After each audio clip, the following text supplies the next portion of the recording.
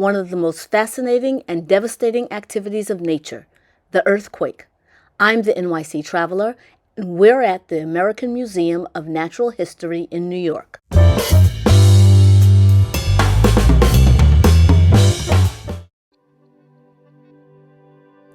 This information was gathered from the American Museum of Natural History's exhibit. An earthquake is the shaking of the surface of the earth, the crust. The reason the shaking happens is because there is a sudden release of energy in the Earth's lithosphere. The lithosphere is the outer layer of the Earth. The parts of the lithosphere that move are called plates. The process that makes the tectonic plates move is called subduction.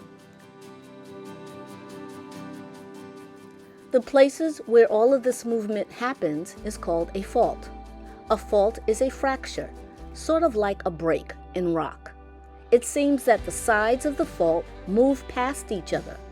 Once a fault has locked, this continued movement continues to cause stress, causing stored energy until it builds up to the point that it causes a sudden movement of the tectonic plates.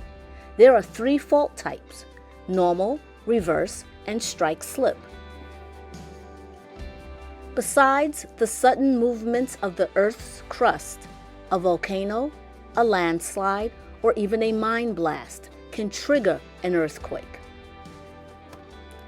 Technology plays a huge part in monitoring and measuring earthquake activity. Scientists also try to predict earthquakes, but we haven't been very successful. Unfortunately, our experience with earthquakes and using technology is usually dealing with the aftermath. The strength of the shaking varies from hardly feeling it to those quakes that have disastrous results.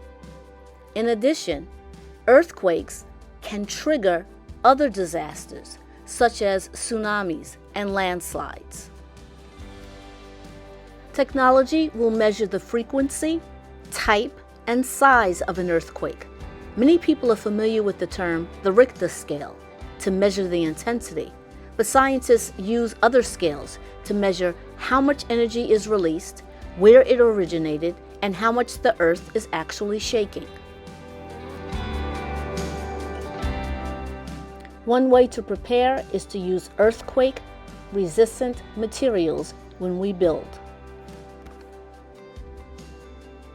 I'm the NYC Traveler, and we've been reading the rocks about earthquakes at the American Museum of Natural History.